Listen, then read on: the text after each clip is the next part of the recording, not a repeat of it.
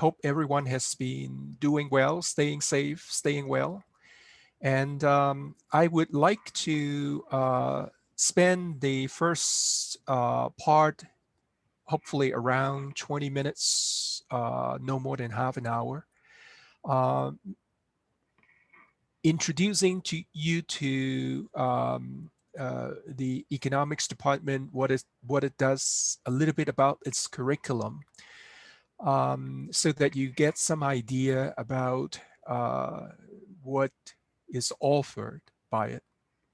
And so the presentation will have the following content. Now, so I hope that by describing to you the content, you get some sense that, okay, if you have a question about this aspect, that aspect, uh, something that I'm going to say may help you, may provide, may contain an answer to your question.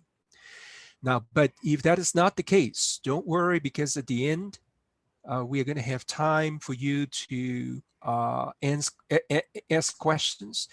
And if you want to type in the question right now or during my presentation, you can do it through the Q&A. So one way or another, we are going to respond to you. So I'm going to spend a little bit of time talking a little bit about what is economics. And then it will be followed by a little bit of discussion about why study economics. And then I will talk a little bit about possible career paths if someone should have an economics degree. And then I will turn the attention back to DU. Now, after all, one can study economics at basically any college or university. So why study economics at DU? What might be some of the uniqueness in the economics program that DU offers? And then at the end, there would be a slide that has contact information should you, let's say after today's session, should any of you have additional question you forgot to ask, you didn't have the opportunity to ask this afternoon, and then you say, hey, I want to write someone and ask that question. Don't worry, you have that contact information, so you will certainly get your question answered. Now, so I'm going to use the share screen feature to get to a set of slides, and there are not that many slides in there, but let me get there first. No, let's see, where is that?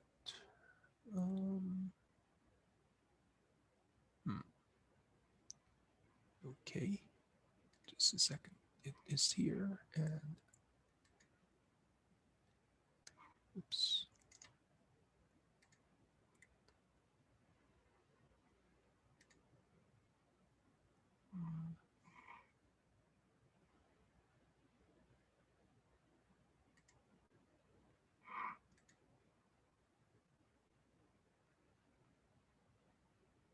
Okay. Oops.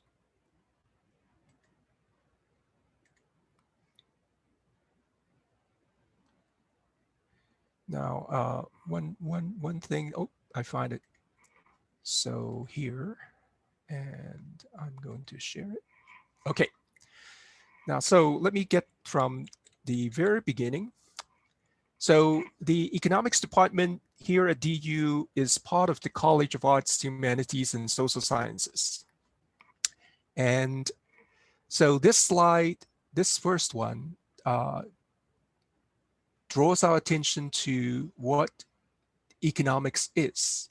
Now let me, oops, I have to, yep.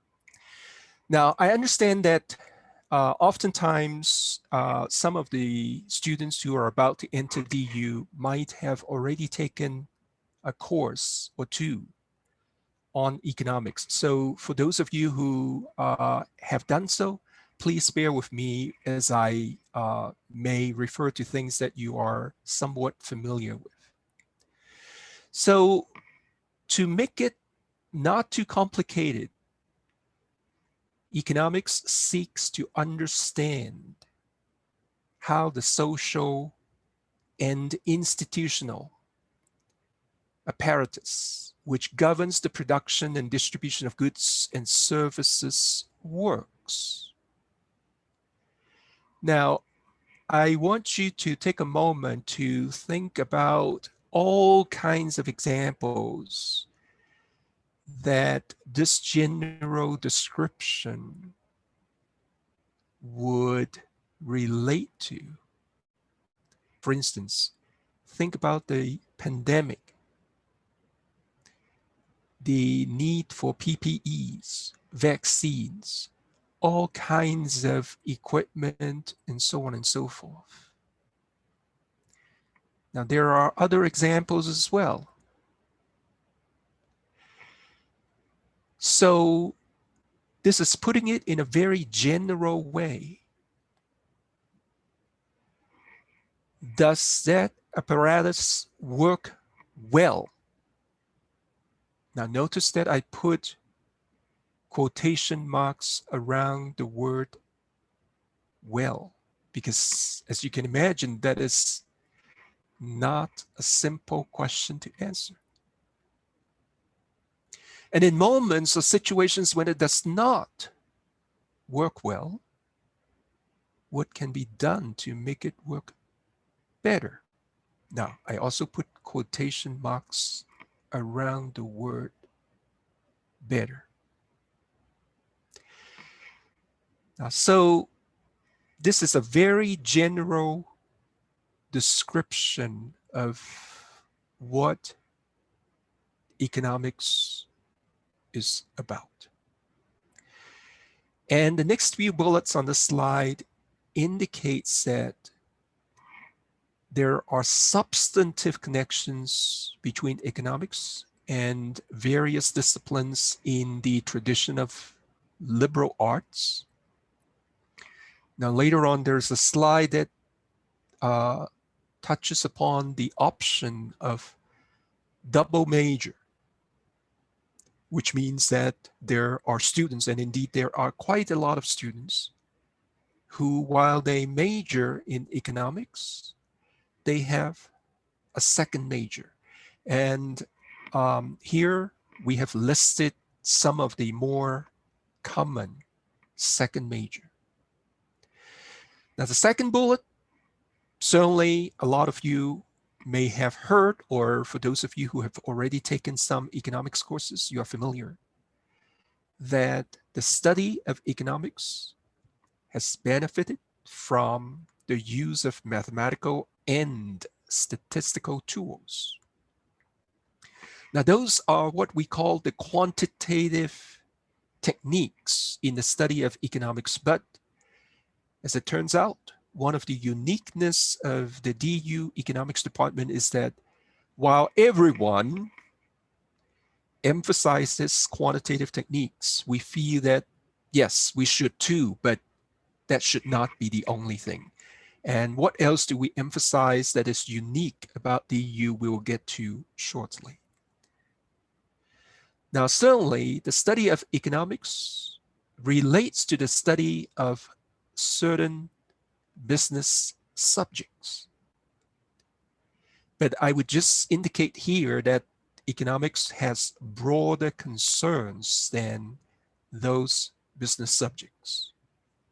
Now, so this is a slide about what is economics. Why study economics? Now, here we talk about certain important skills. And this slide has indicated 3 of them: analytical skills, communication skills, and problem-solving skills. So analytical skills has to do with the ability to critically analyze complex real-life problems And here there is a reference to quantitative tools and methods and qualitative approaches. And then there are communication skills, the ability to formulate ideas and construct arguments and to articulate them with judicious reference to theories and evidence that is teased out from complex data.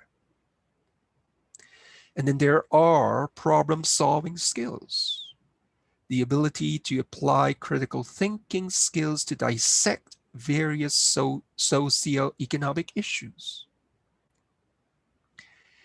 and to understand how competing solutions can be formulated and be compared. Now, so the last part about problem-solving skills, we are hoping that our students do not just single-mindedly come up with, this is the solution, I have found it, I have the solution, this is the best. Well, that's not how things work out usually. Things are very complex, and one has to be able to have the ability to think outside of the box. What are the competing solutions? How can one compare them? A little bit about career paths. Now, these are generally stated jobs in the public sector, be it at the federal, state, or local level, in the business sector, in finance, in Wall Street. Some students would go on to law school. There are different areas in law that an econ major, depending on one's interests and one's passion, that would make a lot of sense. There are econ majors that get a bit involved in politics, in international relations, education, media.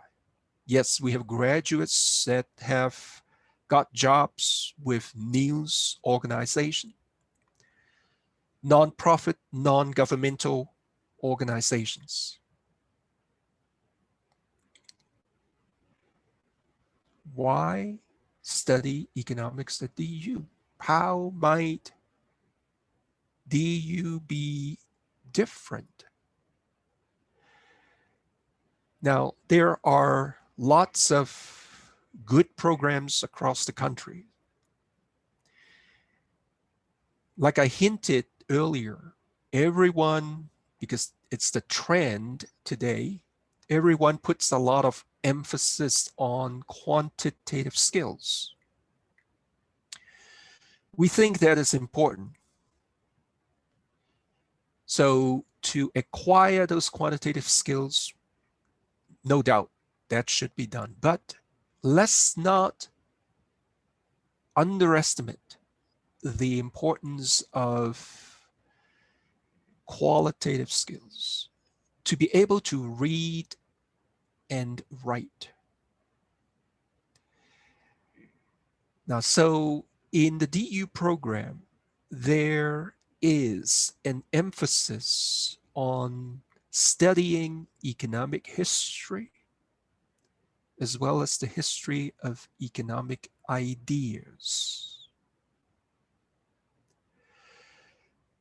Now, why is that useful? Why is that important? Later on, if there is any interest, we can get into that during the Q&A. But that is what I regard as a very, very unique feature of the DU Economics Department. I'll just mention one quick example in passing. Now, everyone who study economics would come across, and some of you might have even read a little bit that was written by Adam Smith. Now, to a lot of people, if you bring up the name, oh, this is the the guy who talked about the invisible hand, free market, so on and so forth. Well, please go ahead and read his Wealth of Nations or his Theory of Moral Sentiments. After you read it, come back and we talk about whether he's just talking about the invisible hand and free markets. Now, that kind of exercise is no less important than the acquisition of quantitative skills. There's also in the department an emphasis on interdisciplinary perspectives. Now, this goes back a little bit to what I said earlier about the possibility of double majoring. Okay, now it is going to come up. So we have a wide range of electives on many interesting topics. Now, so later on, if there is interest, we can talk a little bit about the structure of the major. In other words, what are the requirements as one completes the major? Now, there are many required courses, but I want to show on this slide that, yes, there are required courses, but there are these very exciting electives relating to many different subjects: urban economics, environmental economics, labor and health economics, public finance, money and banking, monetary policy, law and economics, gender and race issues in the economy, comparative economic systems, looking at Asia, looking at China, international economics, development economics. Now, earlier in the previous slide, I was referring to economic history and history of economic thought. And then for those who want to make sure that you have enough quantitative skills, mathematics for economists and econometrics.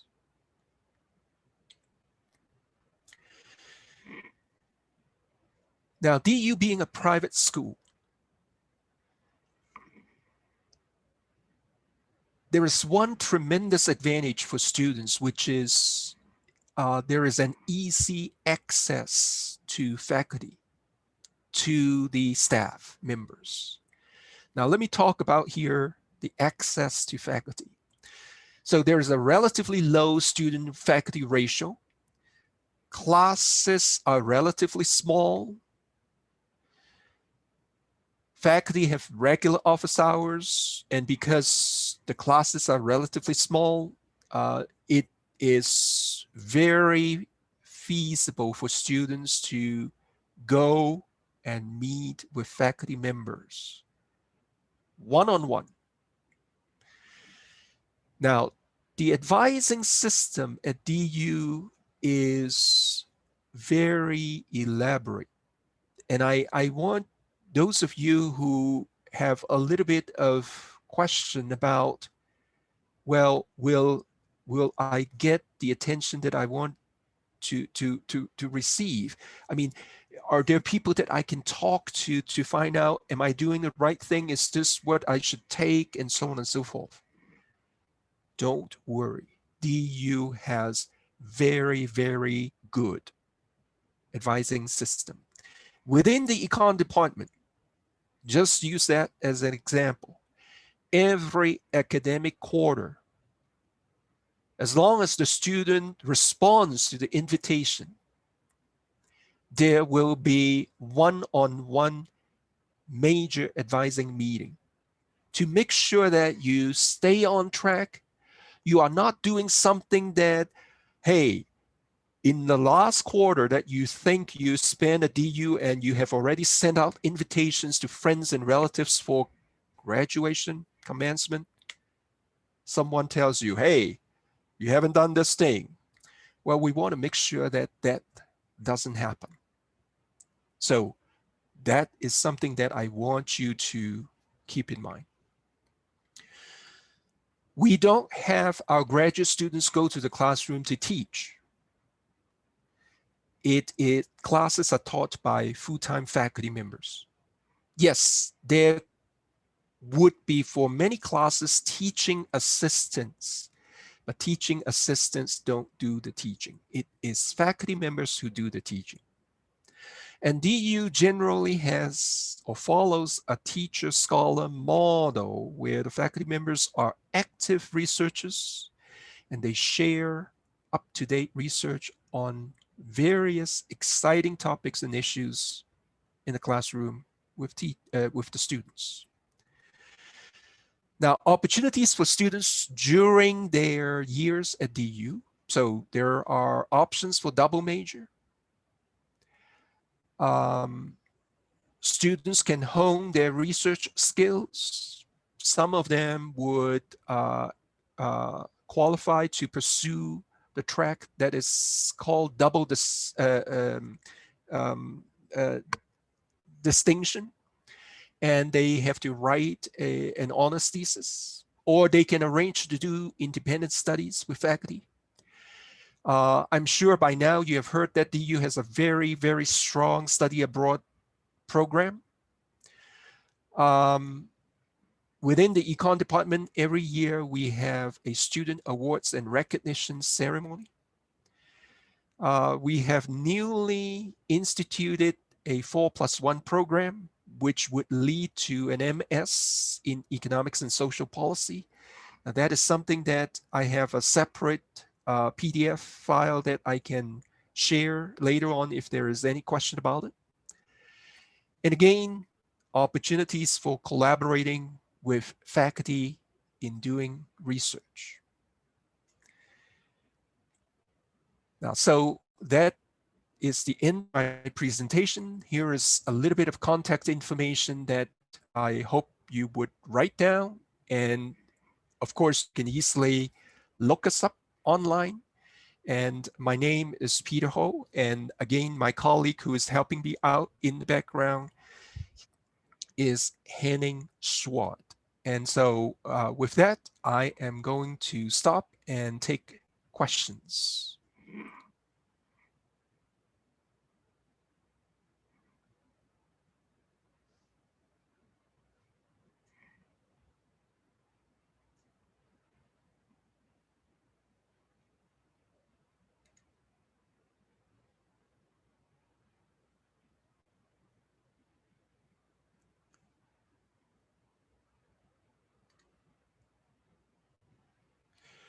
Okay, there is a question and I'm reading from the screen. Where could I get more information about the 5-year economics? So you're talking about the 4+1.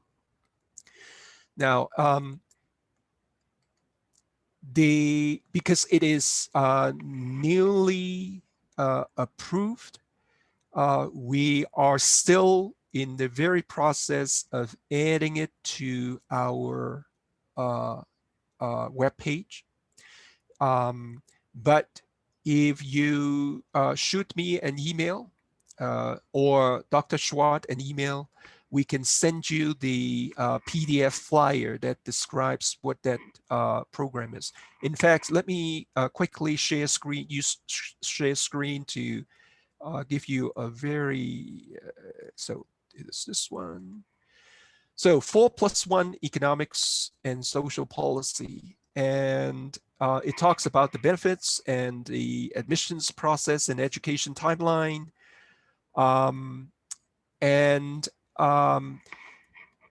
there's a little bit of connection between doing this and the advising arrangement that I was referring to earlier, because if a student is interested in this option, and if the student meets the criteria, because there is a GPA requirement and so on and so forth, then it is very important that the student does certain thing on a timely basis to apply for this and get admitted into this so that there is no glitch along the way.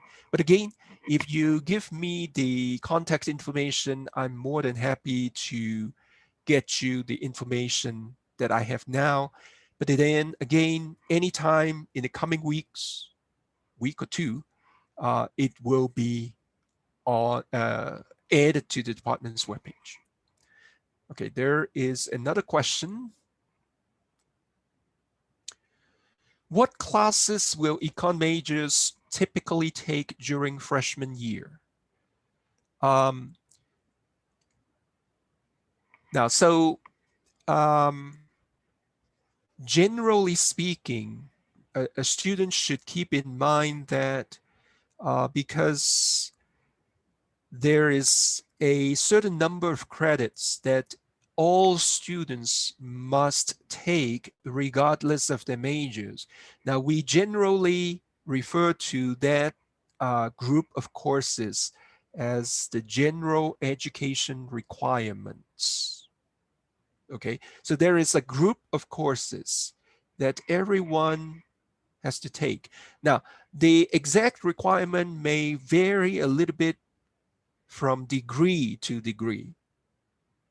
So a student pursuing a BS degree, that set of requirements might have a slight variation from someone who is pursuing a BA degree. Now, so there is that set of courses. And during the freshman year, it is tremendously important for the student to make sure that she or he gets on track to start fulfilling these general education requirements. And I should not just emphasize fulfilling requirements, because these are designated as general education courses for important reasons. So there are some important reasons that they are required. And my point is, it is important to not ignore them. Now, while taking them, can a student start taking economics courses? Absolutely. But there's no need to rush, because you have 4 years to complete. And this is where I introduce the econ requirement. The major requirement involves 44 credit hours. Now, 44 credit hours roughly translates into 25% of the credit that a BA student would be completing during the undergraduate years. So there is plenty of time. Now, so what that means is make good use of your advisor so that you understand, hey, you know, no need to rush. There's plenty of time. That's where the advising becomes very important, because you want to do things at the appropriate time, at an appropriate pace. And at the end of the 4-year period, you send out the invitation for graduation parties and commencement and so on and so forth. It is that cool. And you should keep in mind the advising opportunities. You make good use of those so that you are sure that you are doing the right thing, you are doing the sensible things.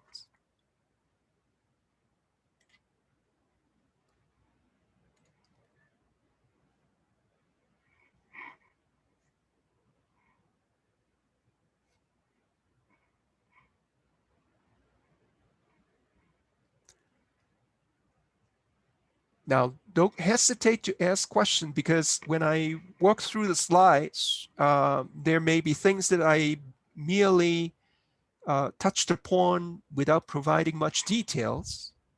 And so this is a time for you to just ask all kinds of questions so that I can share with you more information to help you understand what the experience would be like if you come to DU to study economics.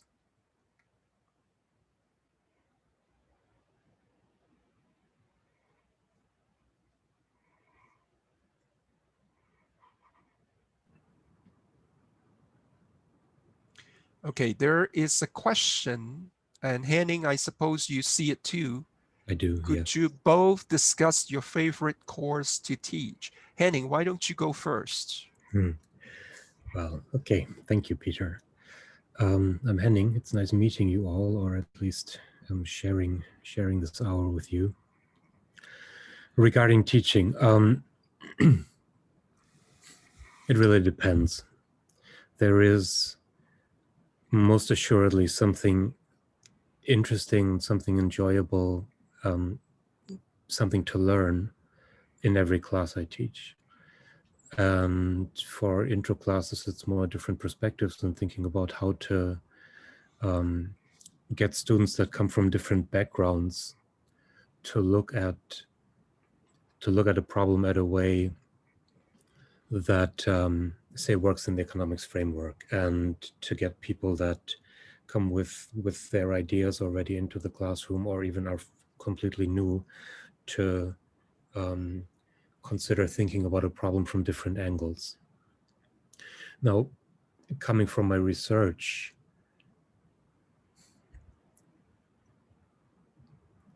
classes that are related to technological change and economic development are probably the ones that are particularly close to heart.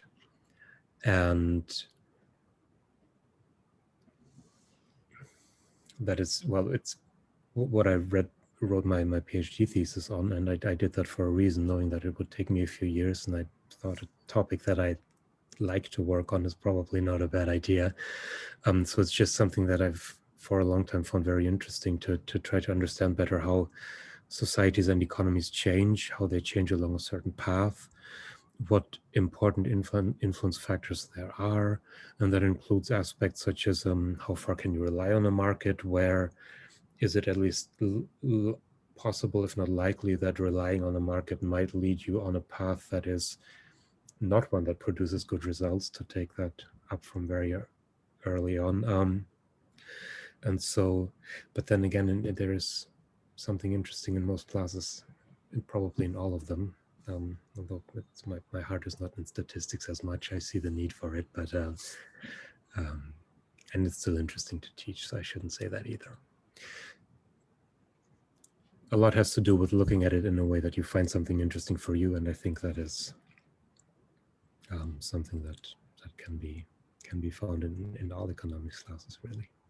And I think I'll leave it at that for me, Peter. Okay. I want to talk about two classes that I regularly teach, and one actually is at using the DU course numbering system. One is at the 2000 level, and the other one is at the 3000 level. And the 3000 level one actually builds on some aspects of the one that is at the 2000 level.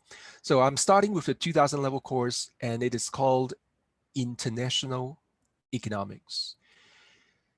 Now, I don't think I need to say too much about why that is an interesting course, why that is a very exciting course.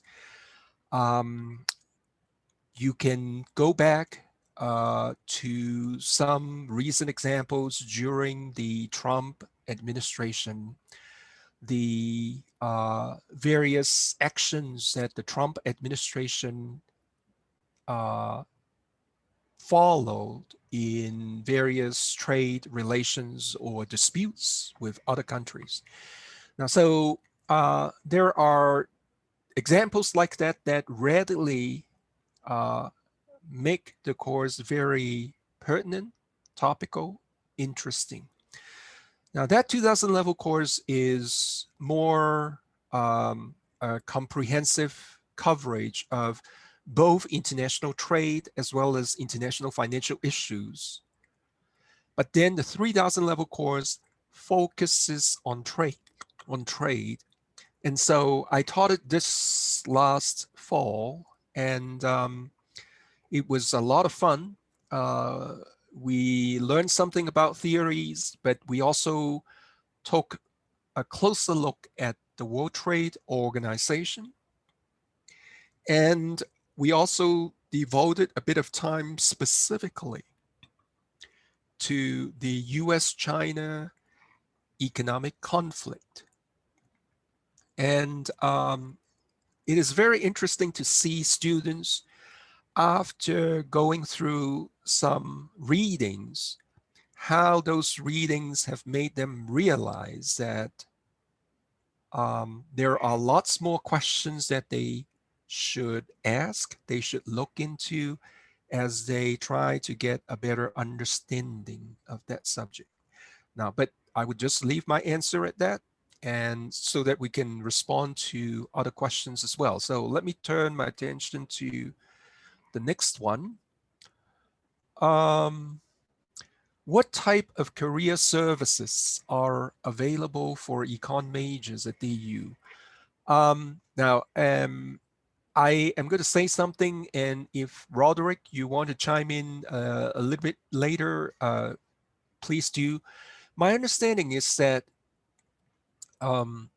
there is not a specific office that only provide career services to econ majors. There is a general career and placement center that has a lot of information for students that have all kinds of majors. So a quick answer to that particular question is no, there is not one office that specifically caters to econ majors. But as an econ major, just like any other major, there are resources that one can utilize to make plans for one's career. Okay, I'm responding to the next question. What type of internships are available to the Econ and Social Policy dual degree program? Now, my response to that is, because this program is so new, we do not have any actual arrangements that have been made. But one thing that I anticipate, and I want to emphasize that I am anticipating, because that means it has not been laid down completely so that I can say with absolute certainty. Because we have, as an example, because we have graduates, we have past econ majors who have graduated and or graduate students from our other graduate program, which is an MA program. Based on the jobs that they have got, one thing that we plan to do is to work with them to find out what internship opportunities there would be, so that students who get into our economic and social policy dual degree program, they can make plans that, okay, here are some of the options, and that's what they can do. Now, but that's what I'm anticipating will happen. And so that's my answer to that question.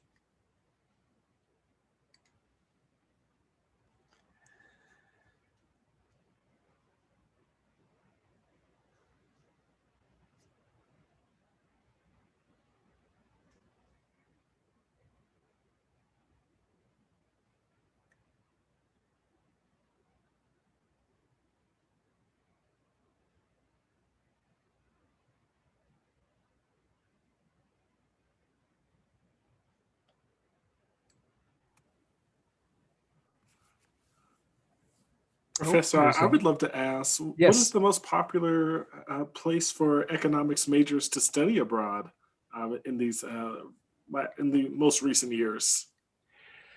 Now, I thank you for that question. I do not have the actual numbers to report. So what I am going to say is based on what I can recall when I met with my advisees during advising meetings, what they have told me about where they are going. I have a feeling that percentage-wise, more of them would be going to Europe and Australia or New Zealand. Now, so that is a reflection that some students, as far as the language consideration is concerned, they might simply prefer the UK, Australia, or New Zealand. Now, as far as Europe is concerned, it's not just UK. There are students who would go to France, who would go to the Czech Republic, so on and so forth. A smaller percentage would go to East Asia. For instance, Japan. And then I would say an even smaller percentage would go to Africa. Now, but again, I do not have by my side any actual exact number. It is purely based on my recollection when I have offered advice to my advisees over the year.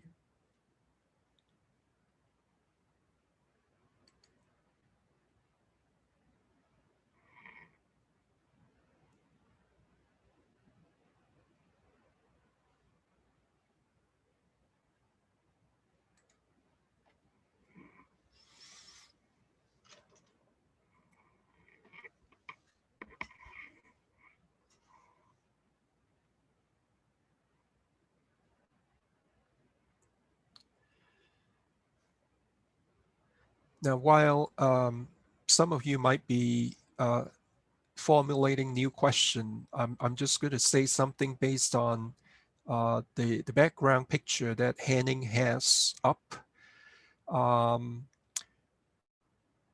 For whatever reason, he has chosen a picture that has snow in the background.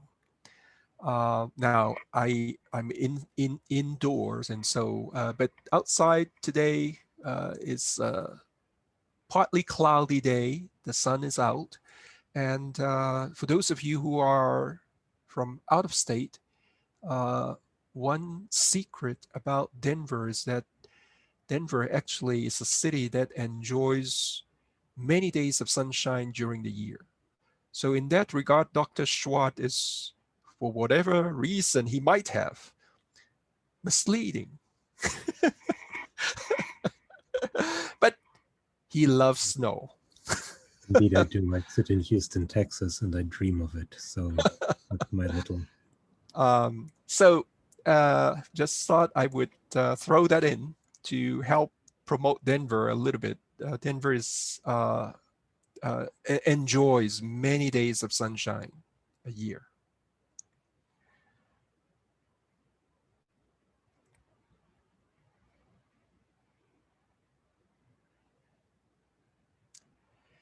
Any other question?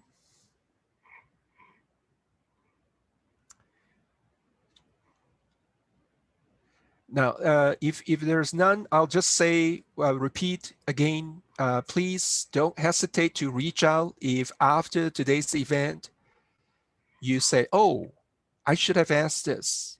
Don't worry, you reach out to us. We will get back to you with whatever information that you want.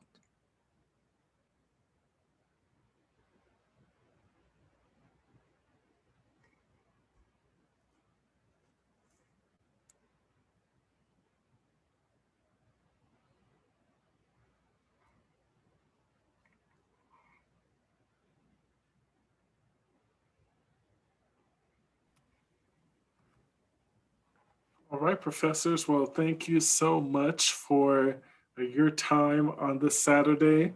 We are certainly thrilled that you have shared your experiences and what makes DU's Department of Economics attractive. I really appreciate you being with us on this Saturday. And for our students, parents, and guardians and guests, thank you very much for being here with us.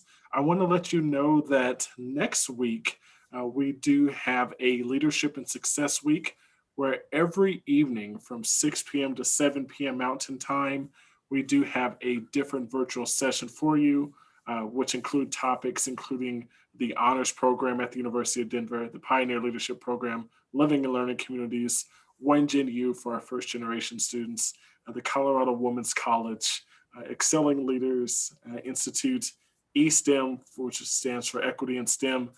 So we definitely have some fantastic programs set up for you we would love for you to continue to visit us virtually.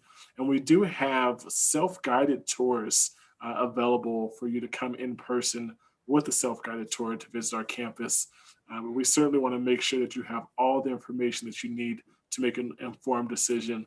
And we would love to see you join our incoming class in September.